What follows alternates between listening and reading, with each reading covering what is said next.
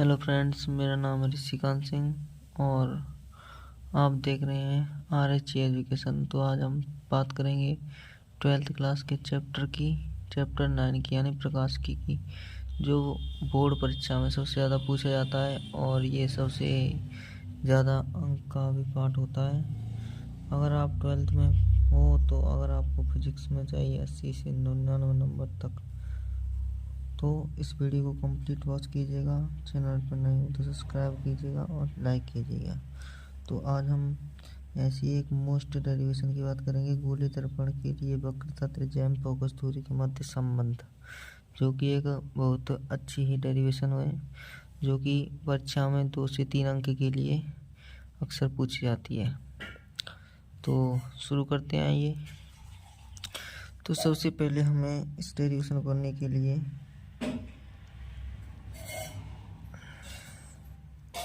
पहले गोली दर्पण बनाना पड़ेगा, फिर उसके सेंटर से लाइन निकालनी पड़ेगी। ये एक तरफ से इस पर रजत पॉलिश का हमने इस्तेमाल किया है इस पे। तो ये देखिए रजत पॉलिश कर रहे हैं इस पे। वीडियो को कंप्लीट वॉच कीजिएगा। तो हमें इस पर एक अब आपतित करवाएं प्रकाश किरण पुंज, जो कुछ इस प्रकार होगा, और इससे यहाँ पर हमारा होगा क्या, F फोकस बिंदु, और यहाँ होगा C वक्रता केंद्र। ये जितना इससे रिफ्लेक्शन होकर आएगी, ये आएगी यहाँ से फोकस से होकर निकल जाएगी, और ये किरण है जो फोकस से होकर निकल के आएगी। ये होगी आपकी, इसका कहते हैं मुख्य अक्ष। ये क्या है, मुख्य अक्ष है ये हमारी। ये हो गई हमारी आपतित किरण। तो इसके बीचों बीच से हम एक लाइन खींचेंगे जो वक्रता केंद्र से होकर जाएगी। ये क्या होता है हमारा आपतन कोण I, ये क्या होता है हमारा परावर्तन कोण R। इससे एक अभिलंब खींचेंगे जो कुछ इस प्रकार होगा। इसको हम नाम दे देंगे N। ये हो गया हमारा M, ये इस बिंदु को कहते हैं हम P। ठीक है, अब डेरिवेशन को आगे बढ़ाते हैं। ये सब तो आप जानते होंगे पहले से। और ये कोण कितना I, तो ये कोण कितना हो गया, कोण यानी ये कोण हो गया 2I। ठीक है, 2I कोण हो गया। तो ये अब आगे हम डेरिवेशन को बढ़ाते हैं। अब ये इसमें हमको कुछ करना पड़ेगा। पहले तो इसमें कुछ लिखना पड़ेगा, जैसे कि माना C गोली दर्पण है,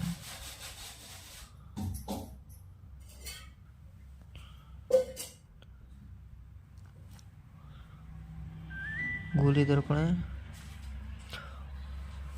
और दर्पण का वक्रता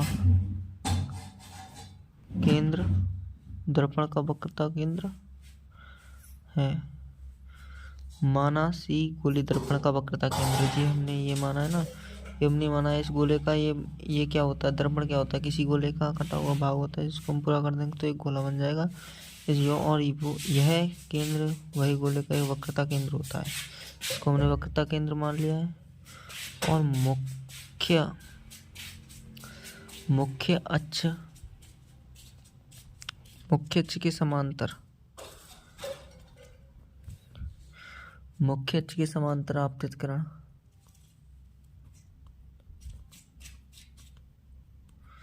मुख्य अक्ष के समांतर आपतित किरण प्रकाश किरण दर्पण के बिंदु M पर टकराती है। आपतित किरण प्रकाश,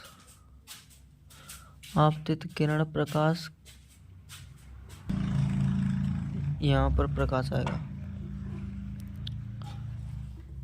मुख्य अक्ष के समांतर आपतित प्रकाश किरण, यानी कौन सी किरणों की बात आ रही है, मुख्य अक्ष ये हमारा, तो इसके समांतर कौन सी किरण है, ये किरण, ये होती है हमारी आपतित किरण। ठीक है ना, जो मुख्य अक्ष के समांतर, ठीक है ना, मुख्य अक्ष के समांतर कौन सी किरण होती है, ये देखिए ये हमारा मुख्य अक्ष है ये सारा, और इसके समांतर आपतित किरण कौन सी है? ये वाली।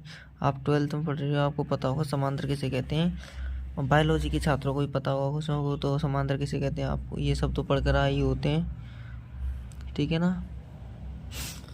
जो प्रकाश किरण है वो दर्पण के कौन सी बिंदु पर आकर मिलती है? दर्पण के बिंदु एम पर आकर मिलती है, यानी टकराती है। आपतित प्रकाश किरण दर्पण के बिंदु एम पर टकराती है, ठीक है ना। तो आपतित प्रकाश किरण दर्पण के बिंदु एम पर टकराती है।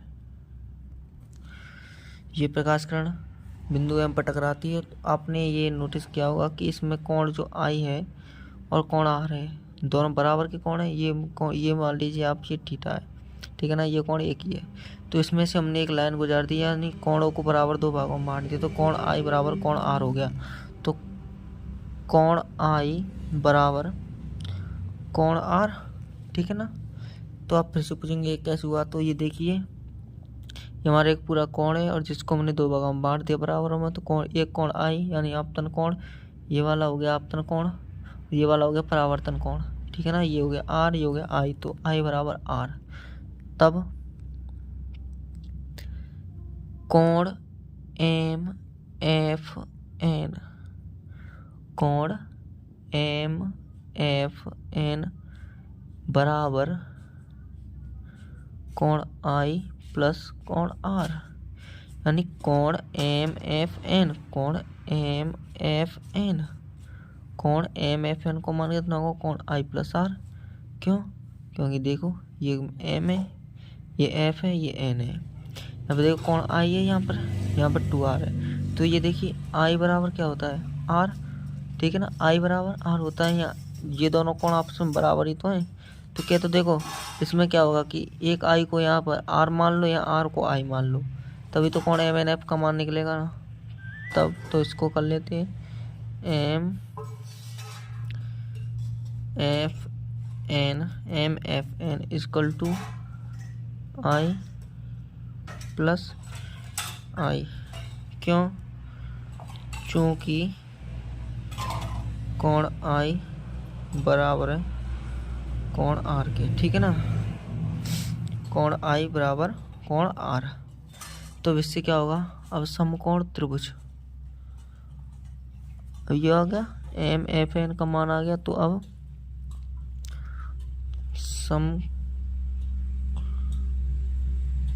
समकोण त्रिभुज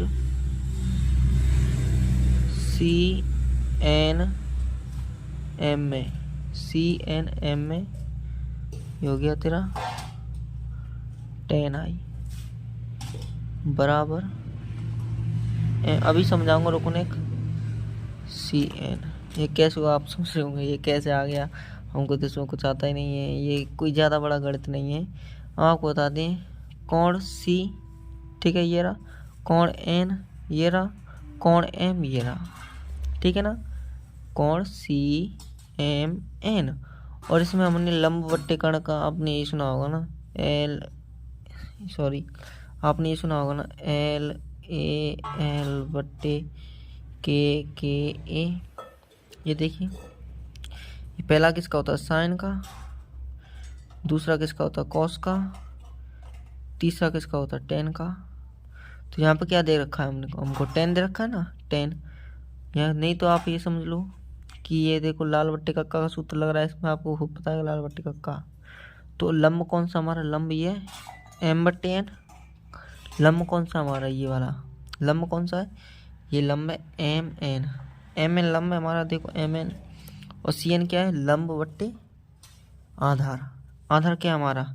ये सी एन है ना हमारा आधार, ये सी और एन, ठीक है ना।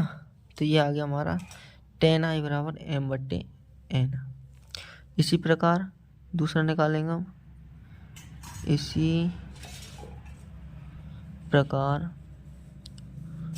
समकोण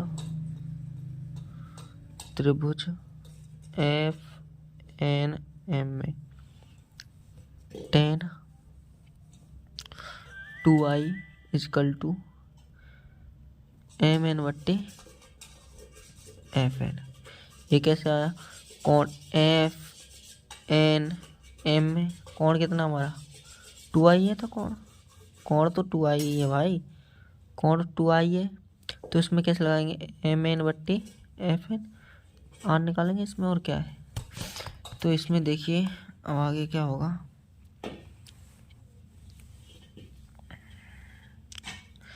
यह यहाँ तक कर लिया आपने। हमको आशा है कि आपको ये समझ में आएगा, काफ़ी आसान तरीके से बता रहे हैं वैसे तो।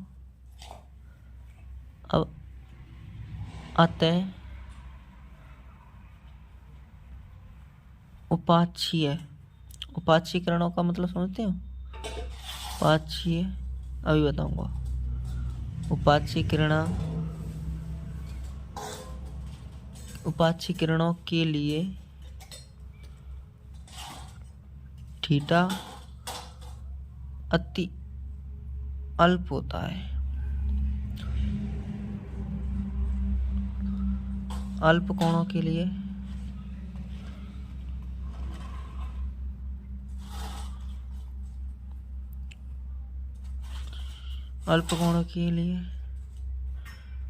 Ten theta equal to theta, यानी टेन आई बराबर से होते हैं भाई एम एन बट्टे सी एन, और टेन 2i ये भी बराबर हो जाएगा किसके, 2i के, और 2i बराबर किसके हो जाएगा,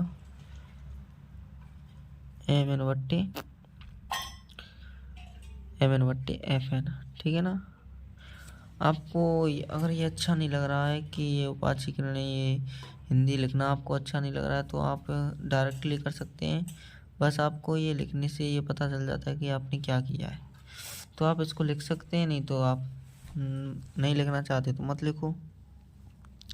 तो इसके लिए अब आगे क्या हो गया, 2 इंटू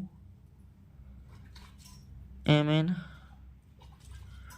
बट्टे सी एन बराबर एम एन बट्टी एफ एन। ठीक है ना, भी समझाऊंगा। एम एन से एम एन गया, ठीक है। अब क्या बचा,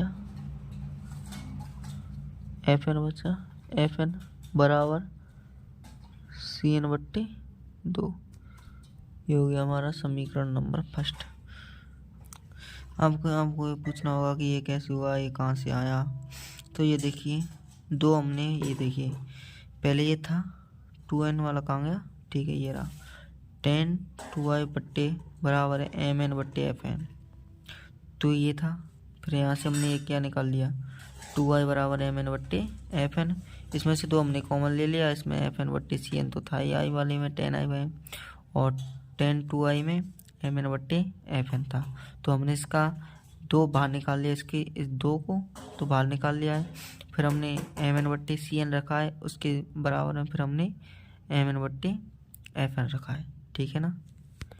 इनकमिंग यहाँ से हो गया ये 2 इंटू एम एन बट्टे C N equal to M N बट्टे एफ एन।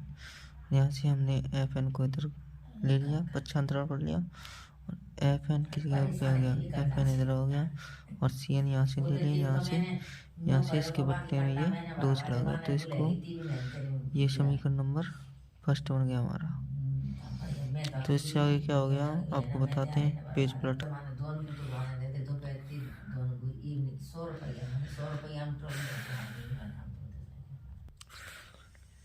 तो अल्फ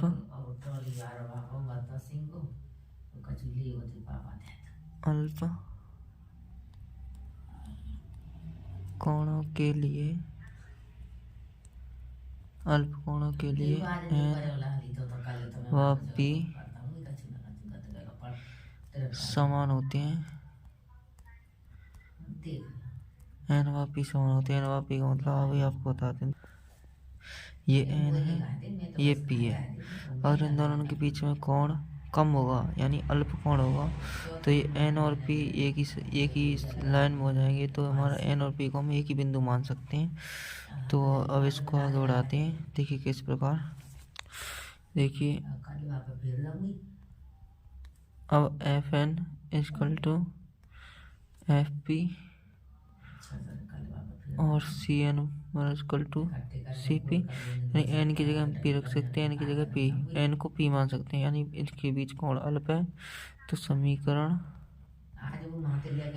एक से क्या प्राप्त होता है हमको, F P equal to C P by 2, यानी सी पी क्या होती है हमारे को बताते हैं, मान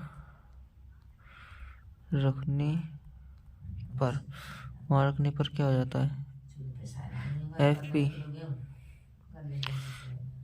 इक्वल टू एफ यानी फोकस दूरी और C P equal to R, ठीक है ना। तो ये क्या हो गया, एफ बराबर आर बाई 2। इससे हमारा क्या सिद्ध होता है कि त्रिज्या फोकस की आधी होती है, यानी जो एफ होती है, एफ वो त्रिज्या की दोगुनी होती है। इससे ये आपका सिद्ध हो गया। इति सिद्धम।